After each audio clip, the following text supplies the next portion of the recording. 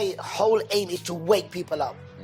Our story should wake people up to make their lives better, to realize it's okay for men to go through emotion, go through depression, go through anxiety, and it's all right to cry. I was seeing a girl called Hannah at university and stuff. I was happy. Just got into our drama school, just got into Hollyoaks. And life's brilliant. You're like, wow, you're on top of the world. And then she was getting a lot of headaches, she was quite ill. So we went and got her checked up and everything. And I found out she had a tumour. She had a tumour that was growing quite rapidly. It knocked me back for 6. So I've gone into the hospital. She said, how you doing, baby? You good? And she was laying there, head shaved off. Just looked so beautiful. At that time, she had internal bleeding. Oh. So she had internal bleeding through the operation. We didn't know about it. So I went to sleep, and I woke up. I've not spoken about this for a long time. And I woke up to alarm bells, security coming in, doctors coming in, and she passed away. But I didn't want to accept it. The consultants were saying, leave him alone, just leave him alone. Let him do his thing. She passed me, let him do his thing.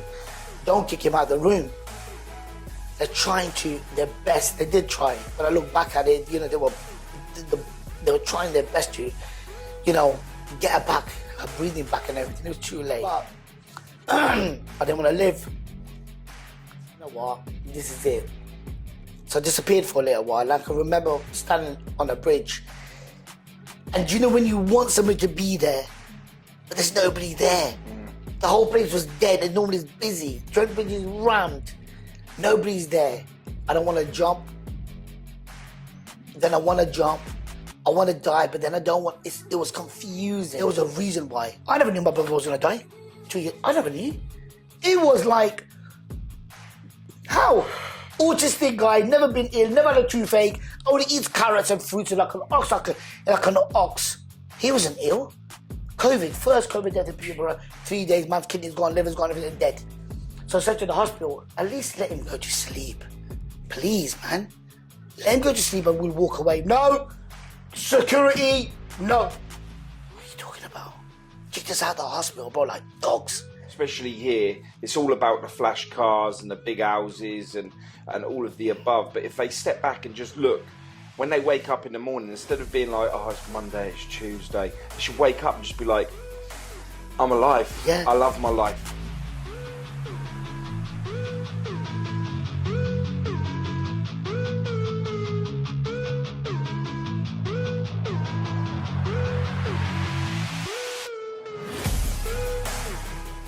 We are live with Atiq One Love, my guy. Listen, man, thank you so much. Thank you. We've been chatting a while now. Yeah, we've done a few bits and pieces together, and I kept saying to you, come on my podcast, man. People will love you, and it helps with your message as well. Yeah. It's an honor to be here, Paul. As soon as we met, and we met on good grounds as well. Yeah. To help Florentina, which we will talk about. Yeah, we love you, Florentina. Yeah, we don't love ever you. forget that. And we become like brothers. Yeah. And sometimes when you meet people on a journey like this, you just instantly click with right people. And the connection was right. It was for the right cause. And we just grew and we have a lot of banter. Very comfortable talking to you. I trust you. And it's an honor for me. I've been asked to come on loads of podcasts, but I said no. So I'm going to wait for this day, and I'm here. And for me, it's a gift, and I'm so honoured to be here sitting next to you, my man. Yeah, man, I really appreciate you all the time because I've been very ill lately. I've had some life-changing stuff happen to us, and you've always been on the end of the phone. Like when I couldn't even get off the sofa, you rung me up from Peterborough and was like, I'm at the curry house. Do you want me to get you a curry and bring it to you? I was like, what the hell, man? I would have done it, man. I know you would have. I would have done it. Honestly, God, I was sitting right next. I thought, because obviously I heard your voice. I was like, what's going on here? It kind of upset me.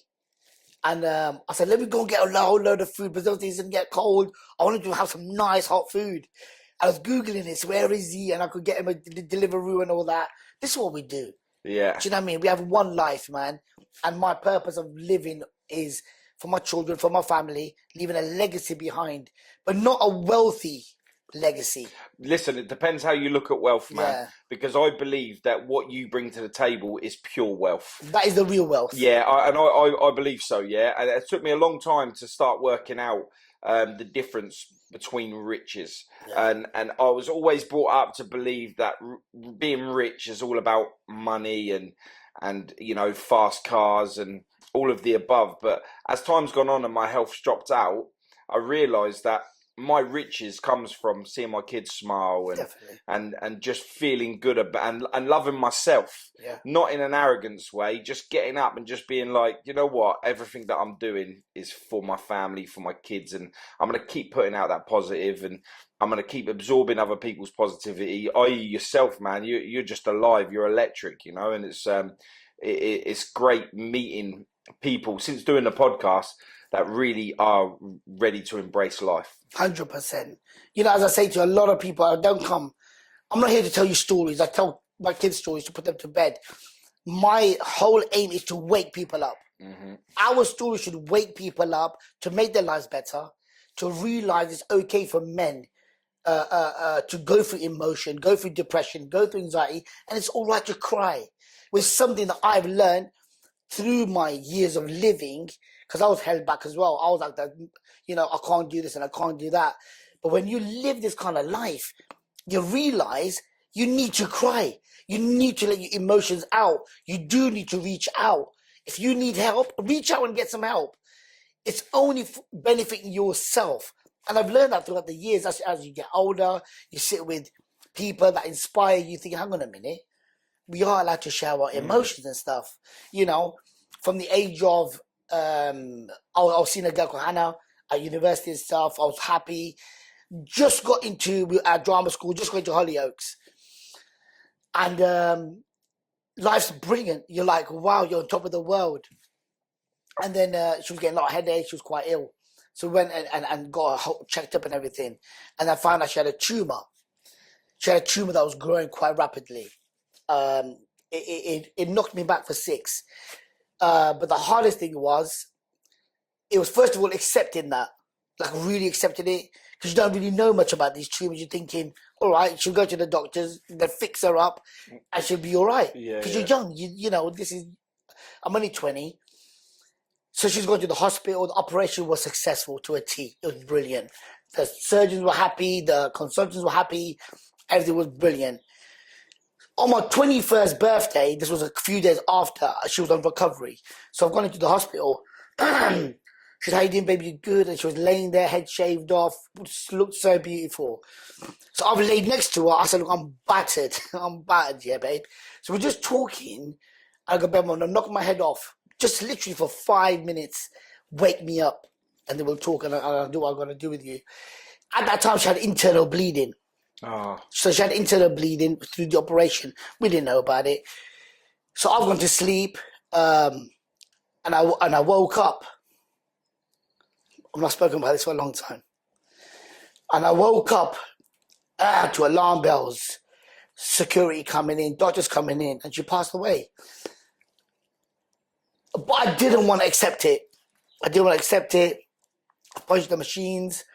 They tried to get me out. The doctor, the consultants would say, leave him alone. Just leave him alone. Let him do his thing. She passed me, let him do his thing. Don't kick him out of the room. They're trying their best. They did try. But I look back at it, you know, they were trying their best to, you know, get her back, her breathing back and everything. It was too late. But in my head, I was thinking she's asleep. I go, baby, you're asleep, you're asleep. The blood on my hands, when I punched the monitor, ended up on her face. So I was cleaning her face, thinking she's bleeding. You're going to be all right, babe. Everything's going to be okay. I told everybody to leave the room. She's sleeping, leave her alone. It's only in time when I left that room, I realized, look, man, this is it. She ain't coming back, man. 21st birthday, 4 o'clock. Hard, man. It was one of the hardest times of my life, but I didn't want to live. And I thought to myself, you know what? This is it. So I disappeared for a little while. I can remember standing on a bridge. And you know when you want somebody to be there, but there's nobody there.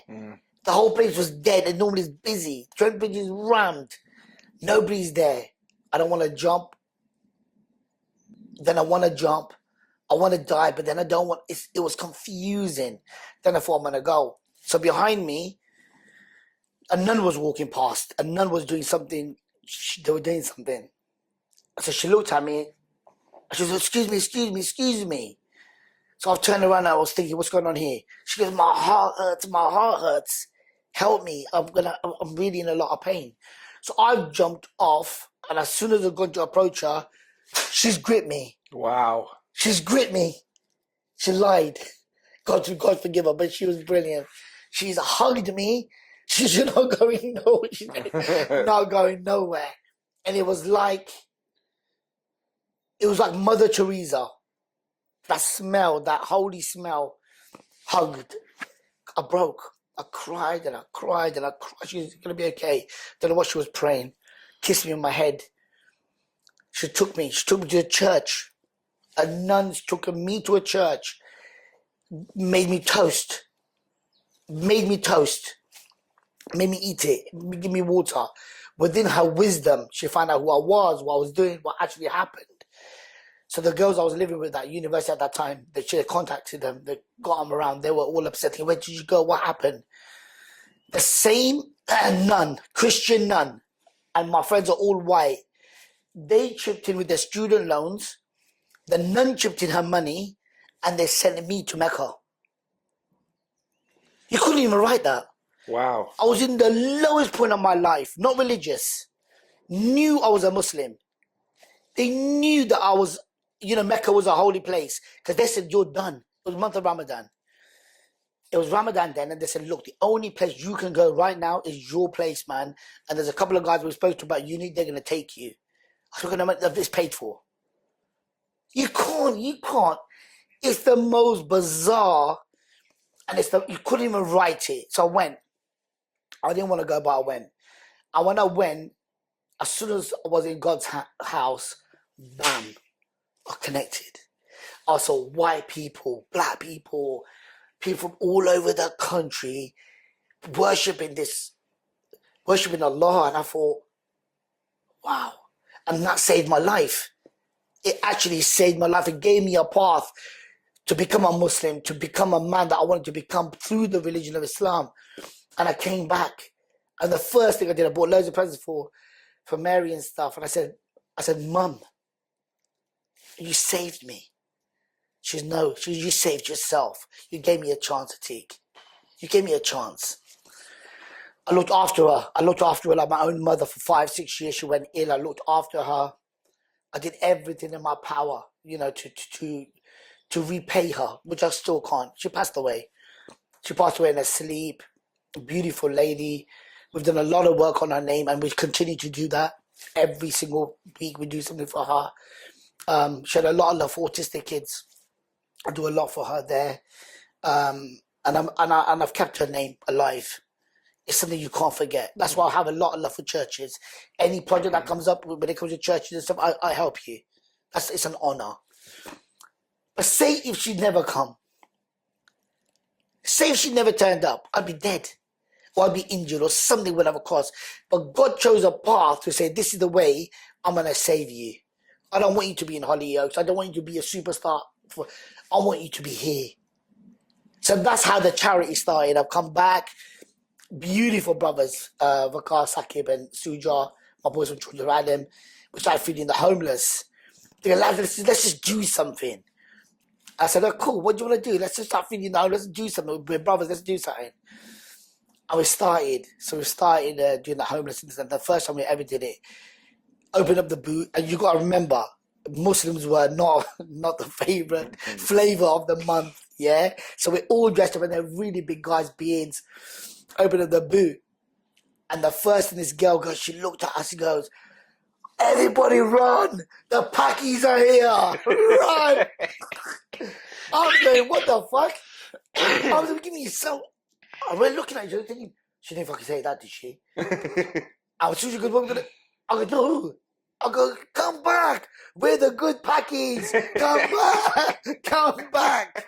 So when she come back, we said to her, "Listen," we started talking. Oh, she goes, it's all right, you must be Indian. I go, no, we are Pakis. But you can't say that, you stupid cow. She goes, what do you mean? I said, that's racist. So we've educated her a little bit, give her sandwiches, whatever. Then slowly the word got out. Then these 4 Pakistani lads, this is what they're doing. So the homeless grew from 10 to 20 to 30 to 40. So we were doing this every week, rocking up.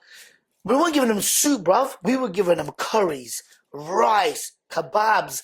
We were spoiling them, like proper spoiling them. The soup kitchen's looking at us thinking, do you want us to go? 'Cause there's no point us being here. They don't want our soup no more. Because I believe what we eat, we should give to them. Yeah. Anything, so it opens up a can of... Yeah, I've never understood that. I never understood why they put the soup kitchens and then go home and have a Yeah, and I think there's loads of people about, so we treated them like our own. And that's when they open up to you. Oh, mate, I'm hungry. I said, are you healthy? There's nothing wrong with you? Nothing. I'll get you a job then. All right, no problem. So give them a job. Speak to them about mental health. Take them off the streets, man. And some of them have got jobs. Some of them have seen the light. They don't want to be homeless anymore. But you will get a group of people, because they've been homeless for years. They love it. All they want is a bit of food. Out there is their home. They want to sleep outside. You know, it is what it is. But we can only help them if they want to help themselves. Do you understand me? Yeah.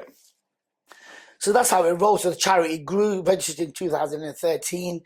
It grew to such a way where it was all over the world. Help anybody. Children of Adam means that we're brothers and we're sisters. We're here. Whoever wants help, children of Adam means we are all from one place. What do you want to do? Bring the people together. Start doing talks and everything. But then coming to last year where I was losing myself. I was losing my personality. I didn't know who I was anymore. It was becoming like a routine. So I set up Unspoken, a motivational speaking company where I thought I want to go out there and I just want to be loud. I want to be me. There ain't no rules. Let's talk about what you want to talk about. What do you want to talk about? And the first talk I ever did, I went to a school, all white school in Nottingham. All white, meaning the teachers were white. Everything was white. The walls were white. It was white. I was the only brown thing there. How did that make you feel? These are brilliant because this is my challenge, isn't it? Because I've gone into a place where it's purely run by a different language, you know, the language that are proper English, proper high end, and I got in there as a referral. They said, you've got to get him in for diversity and a Muslim thing, whatever you want to talk about. My whole aim was to go and talk about mental health and how you lot will, one day you will come across a Muslim. Because Muslims don't have to look like this. No, 100%. They don't look like this. Muslims can look like you. It's one of the fastest growing religions. They can look like you. You don't even have to have nothing. You could be a Muslim without nobody even knowing. So that was my whole aim, to explain it to them. Then I thought, you know what? Nah.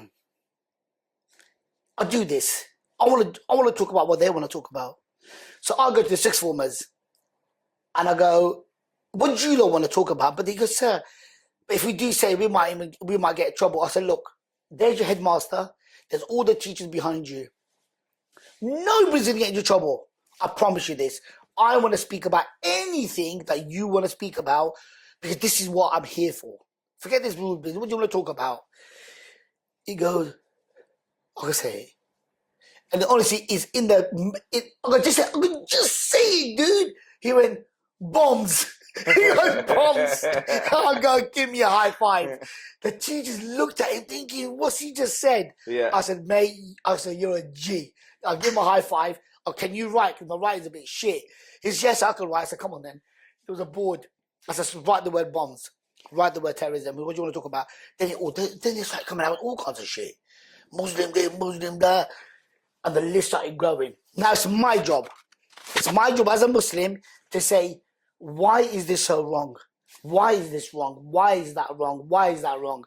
By the end of the talk, the teachers were looking, thinking, question answers. I go, yeah. She goes, can you please come out tomorrow for the teachers and the parents, please? Because she goes, we're like whacked out here. They were like, what the hell happened here? I think the positive thing out of that is when you go to school, you're led by curriculum. So you have to learn whatever it is they tell you. So when you learn something, when you want to learn something that comes from within, and the fact that you were able to grab that out of them was absolutely amazing. I think that's why they aspired to see you. This is why I wanted you. We call it like there are times where teachers go, and I go, no. I go, look, if they want to talk about it, we should talk about anything that people want to talk about. And if they, I've just done a talk in Manchester. I've been in Manchester. I did a talk in Manchester, and you've got a Muslim guy in the audience. He works there. Question and answers. Yeah, he did. He goes, well, I'm a Muslim too, and I haven't got a beard. Why do you have one for? Don't you think that we're in this country, so we should fit in? I'll go, this is fitting in. My country, the country that I was born in, England, I'm proud to be British, and this country accepts me like the way I am. So I am following the rules and regulations. Yeah. This is my home. You can't do this in France, in Sweden, in places like that. You think they will let you pray there? This country has said, everybody, every religion, come here. We will let you build your mosques. We will let you have halal food. Yeah, it's a fact. When you're ill, we look after you. We're not going to look at your past, say he's a Muslim, to put him to the end of the queue. No. This country says, come along. They've welcomed our parents. They've welcomed to come here. And they said, you want to grow a beard? Grow one. You want to practice your religion? Do it. We'll even give you mosques to build on our land. They've welcomed us. This is what Britain has done for us. What country are you living in, dude? Where are you from? Because I don't know what you're talking about. No, man. When they say something around and go to you, oh, how comes you got a beard? All Muslims have a beard. I got a beard. I ain't a Muslim. Yeah. It's like, it baffles me because I think to myself, always remember that where you eat from, man, this country has fed you. All they're saying to you is abide. Our religion says, Islam says, whichever country you go to, abide by the regulations and the law of the land. So if this country says, don't do this, don't do it. Because look at the benefits you get from it. Yeah. Look at the benefits that you get from it. It has its flaws. So does Pakistan, so does Bangladesh, so does India. But look what this country has brought you, man. Our family was safe at home. You know, we got the law. Anything happens, you got it. It's safe for our kids. No matter what's happening around the world, I normally say that we live in Disneyland. 4 hours away, bro. There's people drinking urine to survive. Yeah. 4 hours away, bro. Yeah. 6 hours away, there's a woman right now, she's got a pot walking 20, 30 hours or whatever, days to get water. But the water that she's going to bring back is going to taste like piss. It's not clean. But they survive on it. We jump in a swimming pool. We stay in a jacuzzi. We go into a room, turn a tap. Tap. You can put a tap on in right a house. Now. Look at this brother who's just his hospitality is amazing. He's running around. This is where his guests. Look at what he's done for us. Cup of tea, biscuits. A Harrods cup of tea. Harrods. Not a normal one, Harrods. We're spoiled, bro. Yeah. Let's be honest. We're spoiled. And I think we are stupid. Well, I think we're the most stupidest country when it comes to waking up and seeing what we truly have. Yeah. And like we said at the beginning about riches, that comes from the smile on our children's faces. The people that we surround ourselves are happy. You know, everyone, especially here, it's all about the flash cars and the big houses and all of the above. But if they step back and just look, when they wake up in the morning, instead of being like, oh, it's Monday, it's Tuesday, they should wake up and just be like, I'm alive. Yeah. I love my life. Yes. If I don't love it, I'm going to change something that I don't love, make it better. It's a fact. We woke up, and I always say this, we woke up, but somebody died last night. It's a fact. Do you ever do that? Like on the street where the shop is, where we do our tattoos and that lot from, that's the main route. The main route for ambulance and police right away throughout our town. Okay. Every single ambulance, every single police goes through that to get to the other side. It's one straight road right away through. Okay. If I go into work to get drawing up, say 5 o'clock, 6, 7 o'clock in the morning, and I see an ambulance go past me, I see anything like that, I sit there and I go, I hope you're okay. I hope they're okay. Always. Because when you sit there at 5 o'clock in the morning, someone's day has started so negative. Yeah. So negative. Somebody is trying. Even breakfast time. When you sit there and you're having breakfast, I think to myself, Allah, thank you. There's somebody out there looking for a bin right now. They're looking for a bin. And that's a fact. It's not bullshit talk. Somebody's going through the bin thinking it was Saturday night, somebody must have dropped a kebab in there or something. Let me have it. And they will eat that, they'll enjoy it. I remember we did fish and chips for all the homeless people. Fish and chips, we did a whole little thing for fish and chips. We sat there all right, you got the fish and chips, but they still have to sit outside and eat it. We can go and get a fish and chips, so we've got what we want, but we can go in the comfort of our own home, switch on the TV, see the whole thing changes. Look what we've got. They have to sit in the same place, probably where they've been pissing, shitty environment, but their joy of just eating that fish and chips was like, whoa. It was just a moment where you look back and you think to yourself, well, I'm not one spoiled person, man. Do you understand me? You can't. You have to live through these moments to be a better person, because we are blessed. There's no doubt about it. I was talking to somebody the other day, and he's always, if you say something to him, he always takes it to heart. I says, for example, with you, if I was to swear at you and cuss you down to the ground right now, but in my language, what would you'd laugh. You'd look at me thinking, what the fuck are you about? There's noise coming out of his mouth. He's saying all kinds of shit. He's screaming, but it don't mean nothing to you because you don't understand. It's a completely different language. You're going to end up laughing at me because there's no meaning to you. These words are coming out of my mouth. There's no meaning.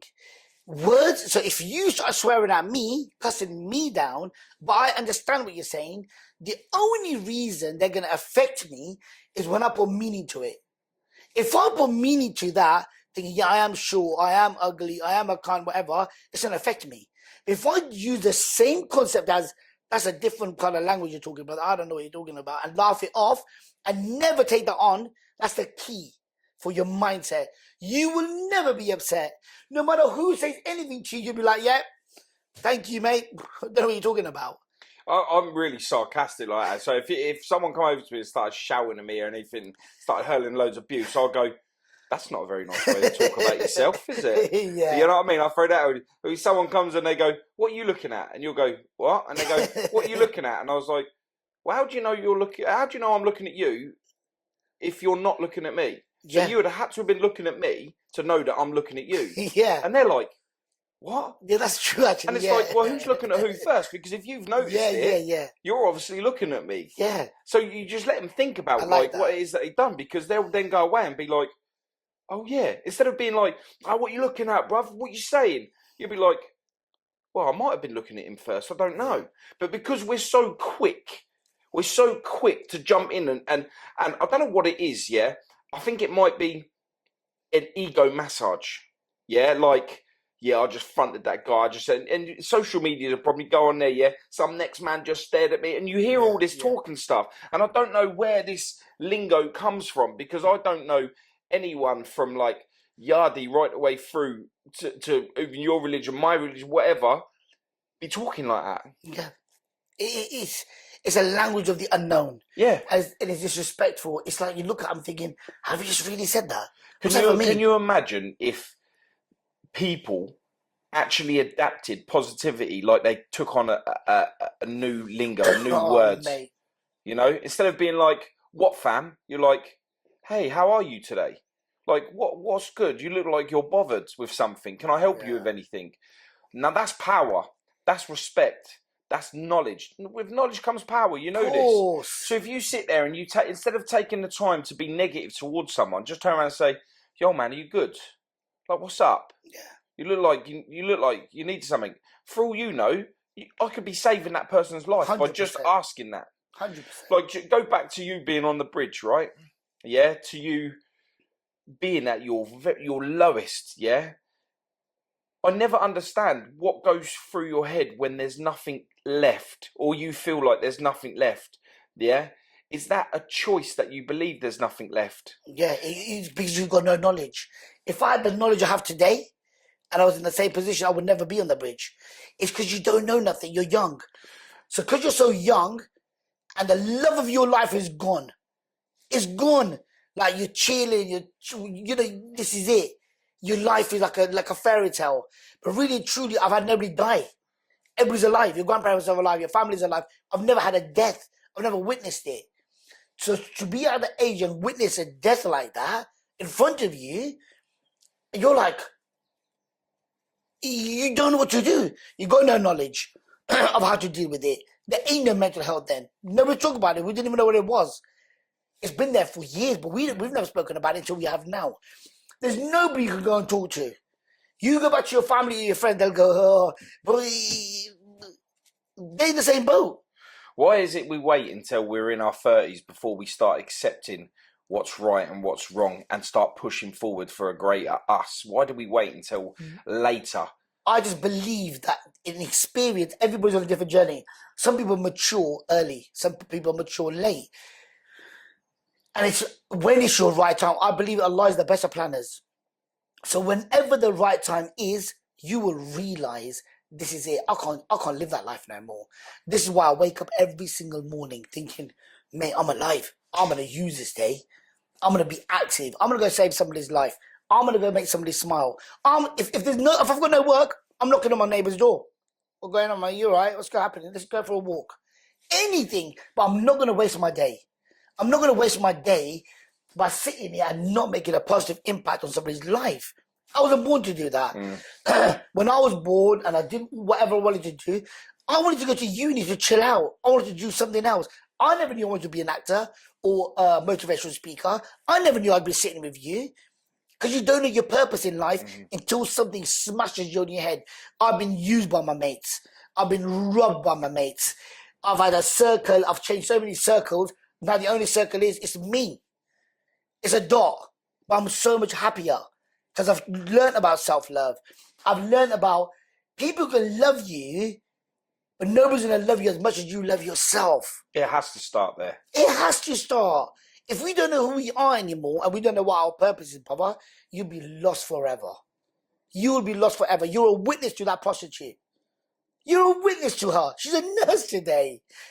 Why? Yeah, I mean, let's go to that story. Yeah. So basically, we were on a live. Yeah, we were on a live on Christmas Day. On Christmas Day, I was doing my round just to say because I knew a couple of churches that were giving out food, but the information might have gone to a few of the homeless or whatever. We were doing a live, so we're going around city centre, and I parked up to this car park, and this girl has come up to me and said, "Do you want any business?" Oh, forgetting I'm still on the live. I'm thinking, no. I said, anyway, what are you doing? So I've jumped out the car. I've had a conversation with her. I said, sister, what are you doing? She said, I go, you can't be, it's Christmas Day. You got no family? She starts crying. She goes, I said, I don't want a business, but I'm going to help you. They all say this. I said, I'm going to help you. Come on, chill. So we've got like a place, I Thought Lodge, where one of my mates wants is his own hotel. Brilliant guy.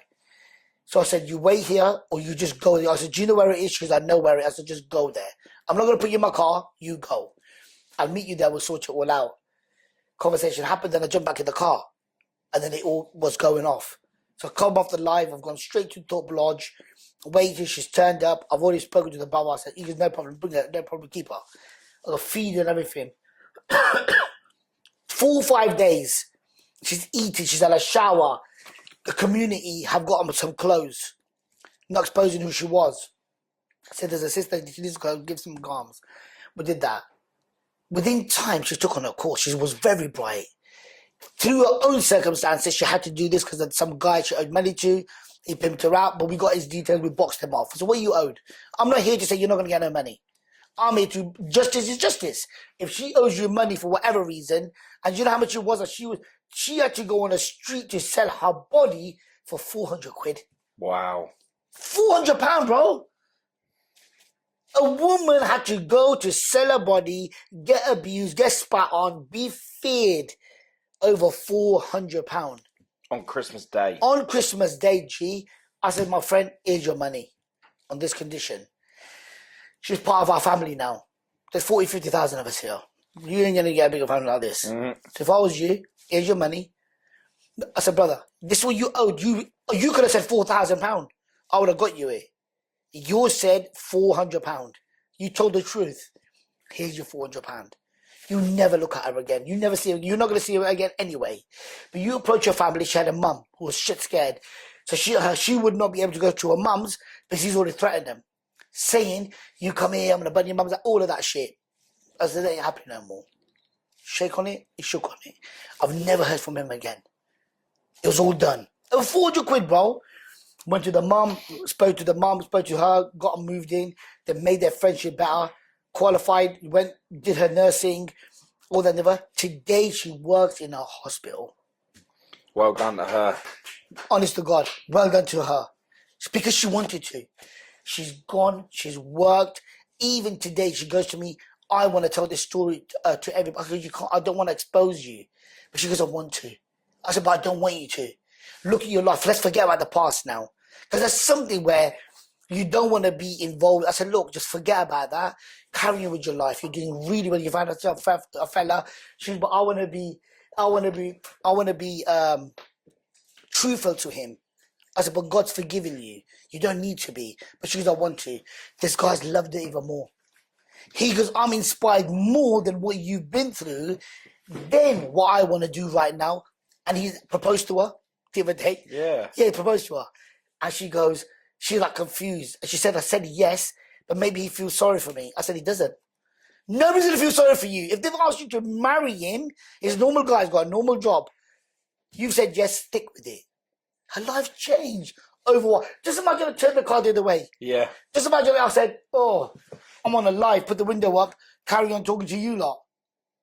No, that was the reason. God's the best of planners, bro. That's the reason. But she is there today because God stuck us in a situation, said, and it wasn't for her. She's always thanking me. I said, don't thank me. I needed this more than you because God was testing me. Yeah, that day was good for me too. Yeah. Said, what are you doing? I'll just put up a little challenge for you. What are you going to do about it? Are you going to ignore this or are you going to do the work of God? Are you going to be a normal human being and help the sister or not?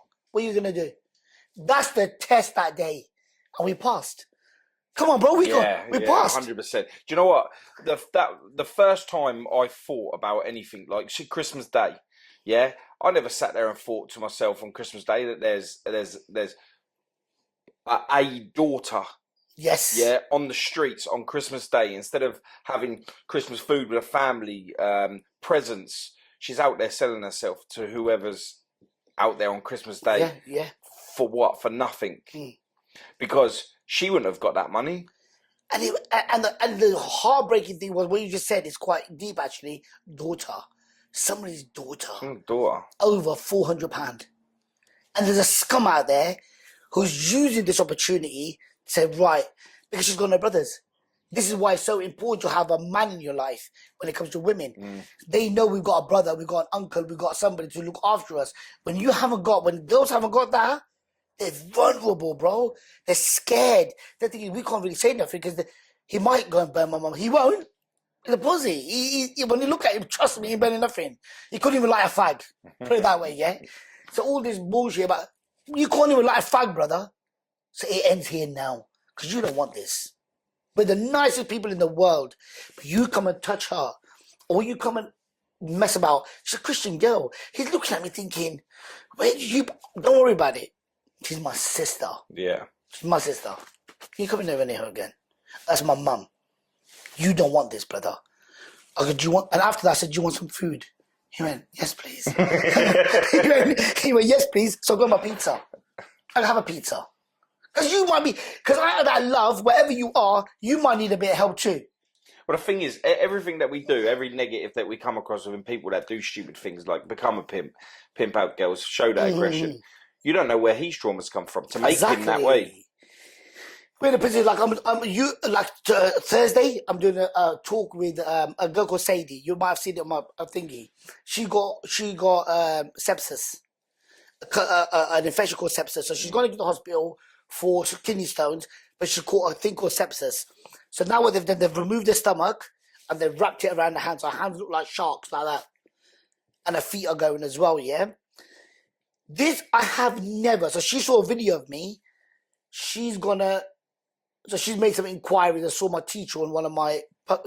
She went to the same school, Sultry School. As you? No, I was where I do my talks, and where I do my talk, that's the headmaster is my own teacher that used to teach me. So he's phoned me. He goes, look, Atiq, I've got a friend who wants to meet you. This is what's happened. So what sepsis? It's a horrific disease. So I go, okay, I'll see her. So he told me the whole thing. So she's gonna get her hands and her feet amputated next week. Amputated. So at the moment they're like that. I have a toothache. I can't sleep for a fucking week. What are they gonna do? All this bullshit, yeah? I've gone and met her. She goes, look at this. I've gone on a TikTok and every Every person that sticks a negative comment on it, she comes back. They go, "Oh, look at you. You're ugly. You used to be a model. Nobody's gonna come next to you. Your hands look like dirty sharks." She's all right. So she's in a video of her hand coming out like a shark. She's done music with it. Like this. It's the most funniest shit. You couldn't even write it on my thingy.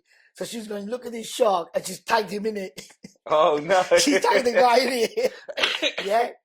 And what can you say to that? And they go, Kill him with kindness. Yeah, you're ugly. You ain't gonna get a model. She's got men all over her. So I met her, had a good conversation. There's another guy called Rico. He's already got no legs. So he's got some fake ones now. And such a positive kid. He's autistic as well. Because you know what, sir? I go, what? He's I've always wanted to be tall. He's my new legs. I'm going to be 6 foot next week. He's buzzing. He's buzzing. We sorted him out. And this girl here, she wants to be an inspiration speaker and a motivation speaker. So I said, you know what? Why don't we start here? So on Thursday, we're going to do an assembly at Sultry School. You'll see it. It's all been a video. So this will be her first public speaking event on Thursday in her own school. I'll introduce her. It'll be about her. And then the week after, she goes for her amputation. Wow. Amazing. You need to, honestly, you need to get her on. There was this girl that I used to know. She used to follow on social media. She was a model, and she ended up losing her arms and her legs, both arms, both legs, meningitis. Is that what happens with meningitis? Yeah. She lost them at meningitis, and she's still rolled deep. She's got more and more followers now. She's empowered it. She's really great. Mindset, the way she was, honestly, we had a lengthy conversation. I said, look, unspoken is for anybody. You don't have to be a member. Just come along. If you want to speak about something, come along. You're my sister. Come, let's do it. And she was so taken back. And she goes, I said, you're going to rock it. With your confidence, because sometimes you can be confident between 3-4 people, but when it comes to 60, 70, 100 people, it becomes a bit nerve-wracking. But nobody knows your story better than you. Nobody knows my religion better than me. Nobody knows why I'm going to help you. I know. Nobody knows how passionate I am to help you or to sit with you and call you my brother. I've been into places before where there's been beef between Birmingham and Manchester. You look at them and you get scared. Baz was one of them. You know the guy that just passed away recently, Baz? Yeah. He was one of them involved with this thing, yeah? I rocked up on my own. And Baz goes, I remember his words, he goes, brother, you're brave, you know. He goes, who you come with? I said, come with Allah, come with God. He goes, lads, it's come with the gods. He's all right. He's all right, he is. So I sat there, and there's all this turf thing going on, and I sorted it within an hour, man. I said, lads, you lost your roll together. Over one bullshit stuff, you're breaking each other's windows, cars, mums are getting attacked. Why? Why? This is not what real men do that I know of. I knew growing up, you used to have a little fight.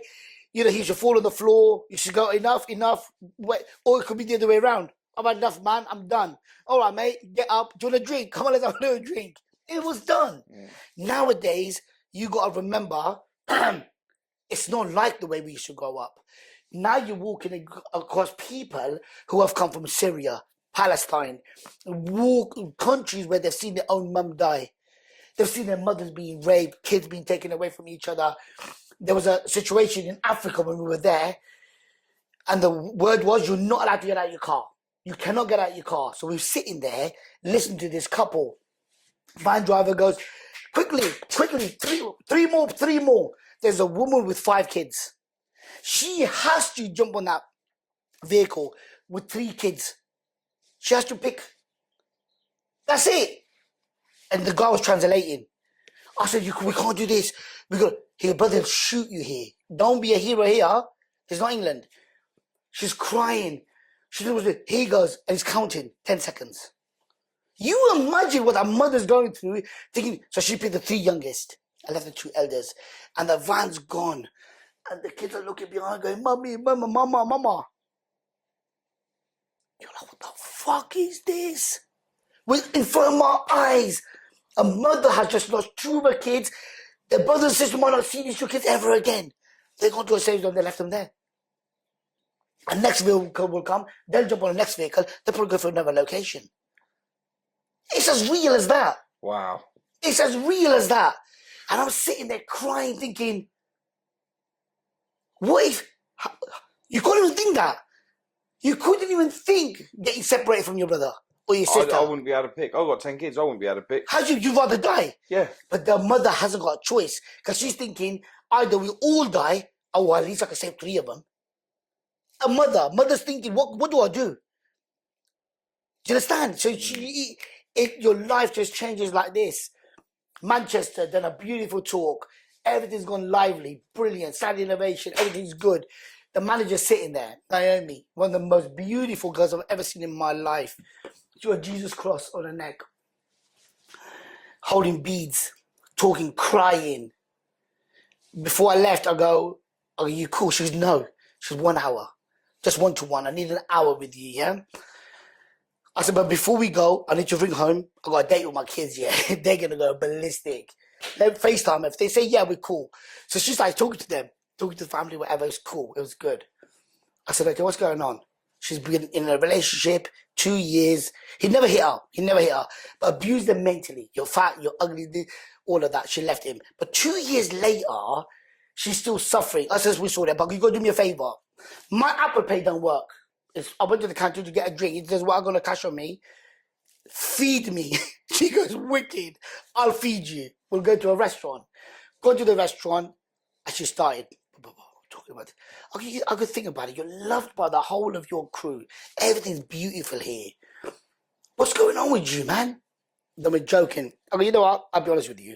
Oh, you're a pussy. She just call me. Oh, you're a pussy. Oh, you got God just there.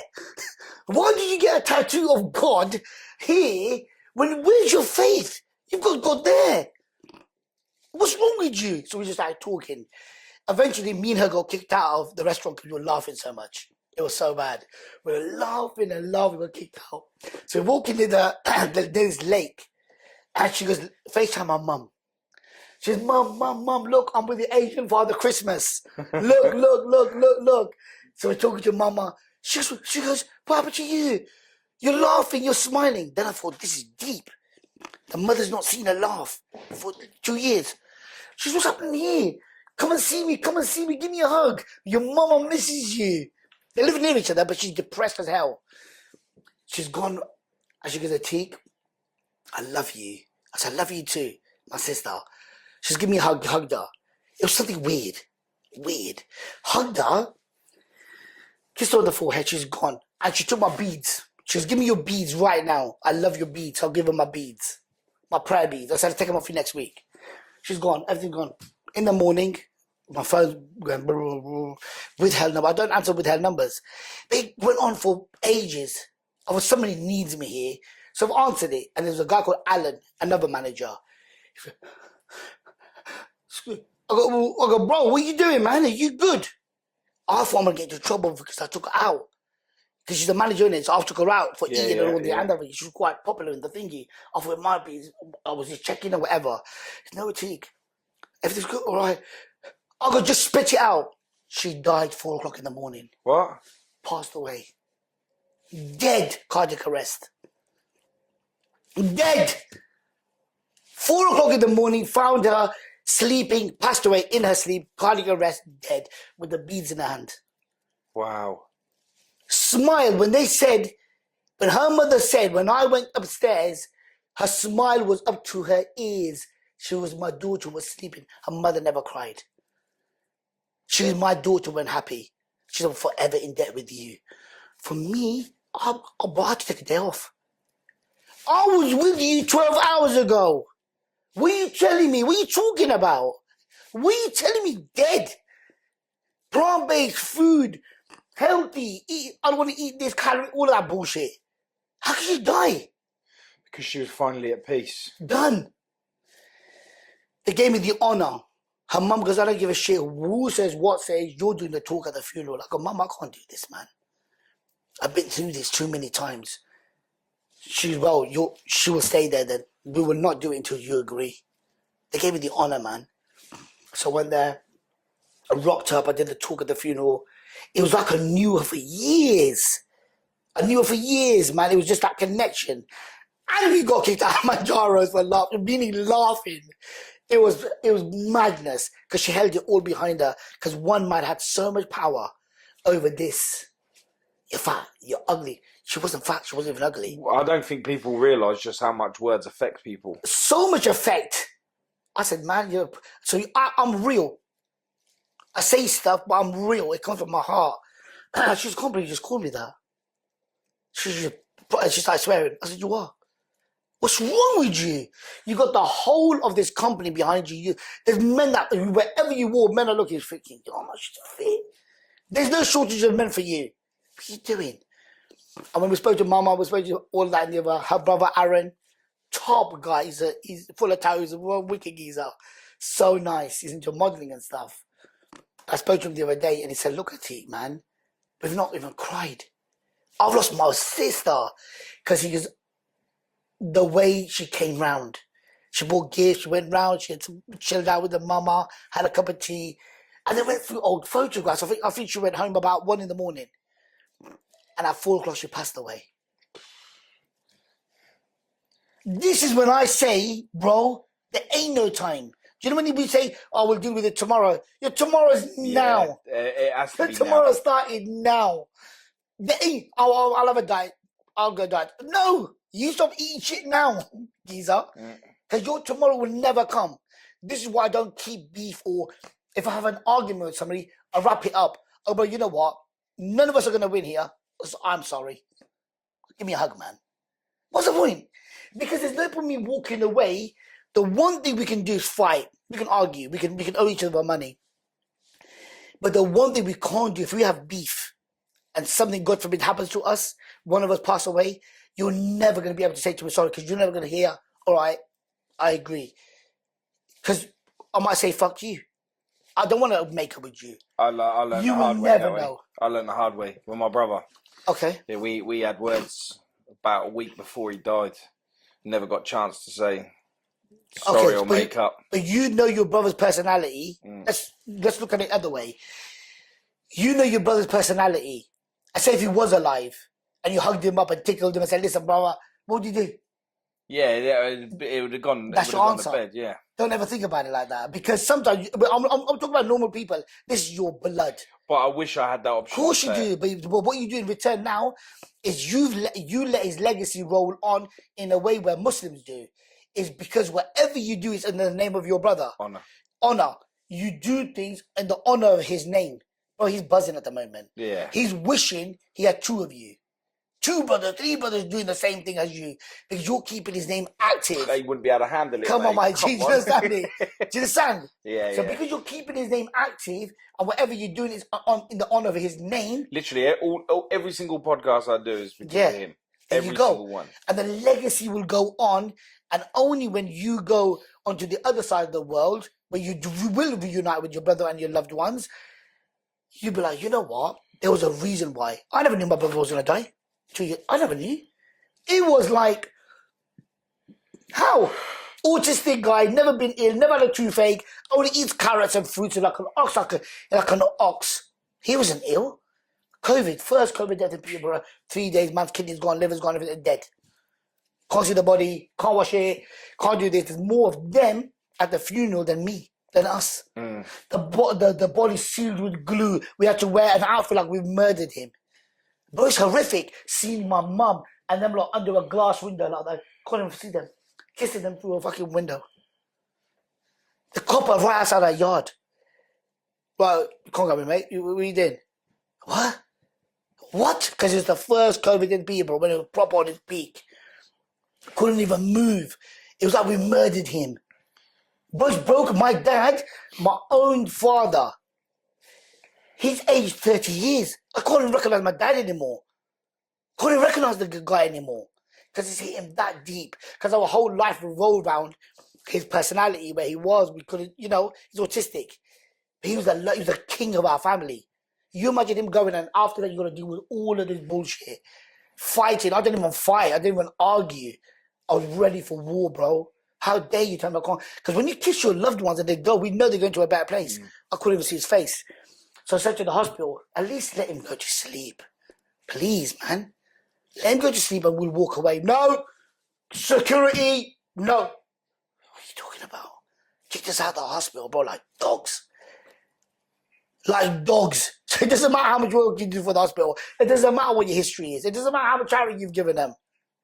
Get the hell out of here. You're a risk, you're a disease. We might catch something from you. Do you understand me? And then the whole law, we're losing our loved ones, we're crying, while the people who run the country are having fucking parties. Parties, yeah. You know, that hurts you the most. If they abided by it, I'd be right with it. Yeah. But because there's not only me. Live by your words. There's people all around the world have lost their mums, their aunties, their grandmothers, and you can't give them the send-off that they need because of the law of the land. We have to respect that. You have to respect that. I said, okay, no problem.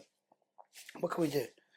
And that's why we live. What you do and what I do, the legacy will go on, and we will carry on saving lives, and we will carry on making people laugh. We will carry on doing what we do. We have to. We have to. Regardless of what we look like, mate. The world needs people like what we do, like what you do, to aspire them that there is still good in the world. 100%. Because you know what it is? If we stop doing it, nobody gives a shit. Who's there? No one. You walk past a homeless guy, you always think, oh, somebody will feed him. Will they? It's always left to somebody else. It's always somebody else who's going to pick up the pieces. And you always get that when you turn around and go, when people complaining about things. Oh, did you see that person who's doing this? And it's like, what did you do? Nothing. So what are you telling me for? Because you want me to go and do what you should have done. Yeah. You know? Because that's what I'm doing. You ain't got time because you're in a rush. In a rush what? In a rush to die? Yeah. Phone call. Oh, bro, I've just seen a homeless guy sitting outside. Okay, yeah. Buy him a sandwich then. You want me to rock up 15 miles to do the same thing you're going to do? I tell you what, give a can of Coke and sandwich. I'll give you £4 tomorrow. What do you want from me, man? It's not my job. Yeah. It's humanity, you prick. I don't get paid for this. Yeah, tell me about it. Well, me and Jamie, the cameraman, we went to London. I took my son. We went to go and get some suits sized up and what have you.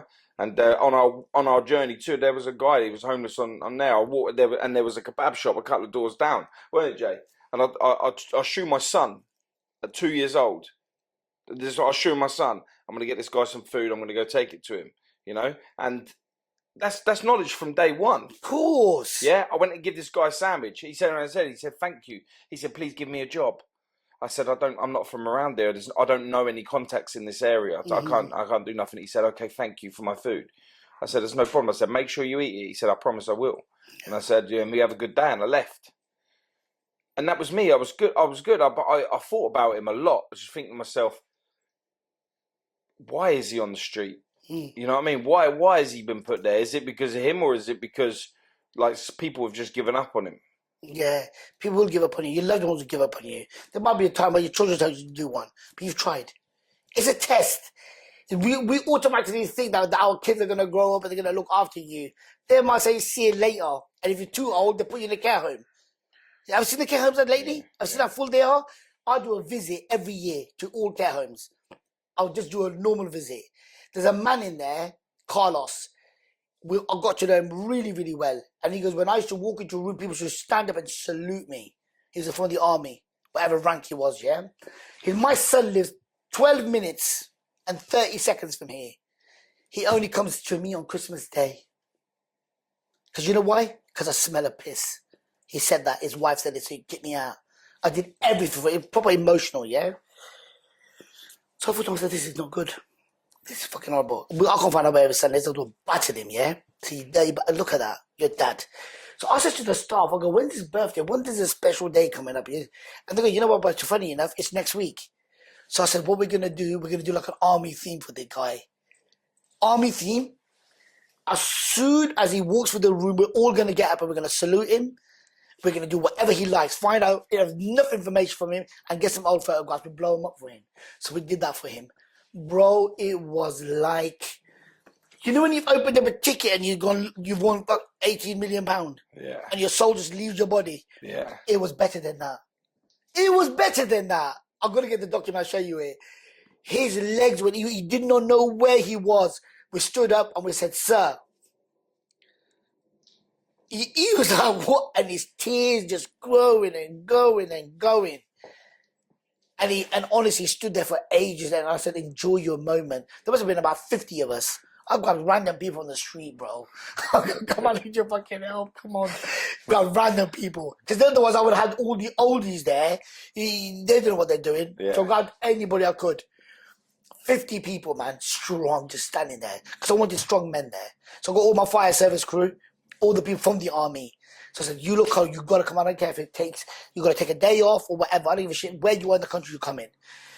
So we did the whole thing, and then they're connected. Because they were talking about this army, it's a different language, isn't it? Yeah. Talking about tools and machines and parades and garage, all of that. As soon as I sat there, I thought, what the hell? What kind of language is this? I'll leave you lot to it. Had a meal, proper meal. And now these army guys are connected with him, so they do a lot of like, go see him, they take it in turns, make it feel special. Because what? He's an old man, he'll be gone. Do you understand me? So we have to we have to make an effort, man. We have to make an effort to make somebody's day and just go the extra mile, because I just think, and it's benefiting us. It's benefiting us. It's the village that I live in. I just thought randomly, let me knock on a few doors, see how many people are going to be lonely this Christmas. Because you talk about it a lot. And there must have been about 11 of them, 11 geezers, 4 or 5 women.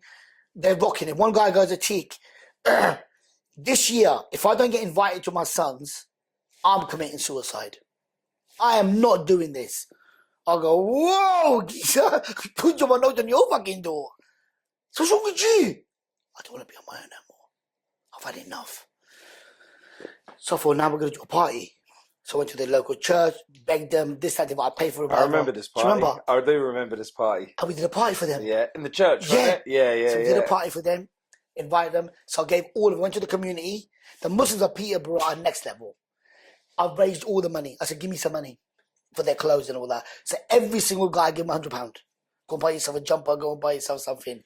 Local shop, I said, right, what are you going to donate? I ain't moving from the shop until you donate me something. I think I'll give you 5 cases of coke, whatever, wicked. Went to whatever, who's going to cook chicken, who's going to cook biryani. I did the whole thing. I got turkeys, did the whole thing. And I got both of these men to be in charge. Give them a bit of responsibility because they don't do nothing, yeah? So they've set this whole, and I've gone in about 1 o'clock, and I sneaked in, and I was there for 1 hour just watching them. They giving it some dancing. One of them was playing poker. One of them arguing with some next level. The other geezers chirping up and winding his girl up. Yeah, so they've got together. I thought this was the best thing we've ever done. And now they've got, every Thursdays, they get together. All the guys get together. They do a walking club. So they start from one village, and they'll walk, and they'll become quite famous. They'll walk around, how you doing, you alright? You cool? They talk to people about all kinds of stuff. They love it. They've become like the gangsters of the village. They've got their little hats on. Wicked. And they've got like a little thingy. So every week, they put £5 into a pot. So they've got something. So whenever they do something, they'll do it together. I think they're going to, in a couple of weeks, they're going to Skegness. They're going to Skeggy. They're going to get a coach. They're going to go to Skeggy. It's just, what did I do? Knocked on a few doors. Got a few little connects. Now for the rest, now they've got a purpose. They'll talk about whatever they want to talk about. I don't care what they talk about. But it's their little world, isn't it? They talk about their issues. I've got this problem. They'll be talking about doctor's appointments. Or I've got a hip replacement or knee, whatever. Who gives a shit? Yeah. But they are so happy. And why? Because we planted that seed, bro. You took 5 minutes. 5 minutes, man. And you change somebody's life forever. And this is what we're going to do, because our life is only 5 minutes. Let's face it. We were, New Year's, we were saying, this is our year. We're going to be the best. Oh, really? We spend so much time, like, checking time, that we don't realise what time we actually have. I like that. Yeah, you are. You're always checking time. Always. You know, we know when we got to get up for work. We know when we got to get the kids to school. We know when lunchtime is, dinner time, bedtime. Yeah. But you don't know when it's your time. Yeah. Yeah. And it is tough. You look back at the graveyard. I go graveyard regular. And you see all your friends there. You see you see your loved ones. Think, how did this happen? It's a fact, because God tells you any minute now, this might be your last conversation. Yeah, the older we get, the more we say goodbye. We're already halfway in our grave. If we don't have to say nothing, you can live your life right now and be nice, but don't say nothing. Just live your life. Be nice. Be normal. Do your thing. And I want to make noise. I don't want to live life with no being nice and not make noise about it. Make noise about it. Even in I was in the steam room. I'm just sitting there. I could keep my mouth shut. I just do my thing. Go. This couple walked in, 2 old couples, honestly, they came in smiling like they just won the lottery, yeah? I said, you don't know what energy you just brought into this steam room. We're the most amazing. I said, I gotta go because my colour might come off my skin. You know, I've never been here. They go, what did you just say? I said, I gotta go. So we just had a little banter, a little chit chat. You just gotta be active and you just gotta be. Do you know what I mean? I'm exactly like that. I'll be walking down the road, I see someone, I'll crack jokes, and I'll do what I can to make them smile. Yeah, the only challenge that at the moment I'm not gonna do. A lot of money been thrown at my. They're gonna do a silent day. I can't do it. I'm even sweating thinking about it. They say to me, "Be silent for the day." I said, "I'll do anything. I can't do it because there's something that is. I just want to talk to people." Do you know what I mean? And I've had enough of this McDonald's, press this button for a fill. Oh, well, no. Yeah, I want we've to talk to become an someone, ignorant man. society now. Where's the people? I want to have a little banter. How you doing? I want to talk. I'm a people's person. I'm always going to the till. I always go to the till all the time. I hate pressing 1 for this, 2 for that. I just go like this. So I have to go to see somebody. Just tell me. We all become these tech people. Or you could resolve your problem by pressing this button. I don't want that. Talk to me, man. Where's this human touch gone no more? We're not talking to each other no more. Soon we'll be talking to robots. That's exactly what we're doing. Like, if I want to speak to you, I pick up my robot. There's my phone. Yeah. Yo, how you doing? You know. But then you say to me, "Oh man, we got to meet up. We got to meet up. We meet up, and we always do." Yeah, and we always meet up. I make an effort, especially with my circle, man. Let's meet and greet, even if it's every other month, 2 months, 3 months. Let's meet each other. Let's take the piss out of each other because this is gonna go down. We're gonna regret this. Like today's been an honor to be here. We've been on about it for such a long time. Yeah. You know, I've met Wendy as well. God bless you. You know, it's a good little firm, and we should stick together. 100%. You know, stick together. And let's not make it boring. When I build friendships, I build them for life, you know, and that's how I want to do. Of course. And I'll always work on that, you know. I won't just sit there and just be like, nothing, like, oh, bump into you. Oh, you know what, we should. Always make the effort to make sure you're okay.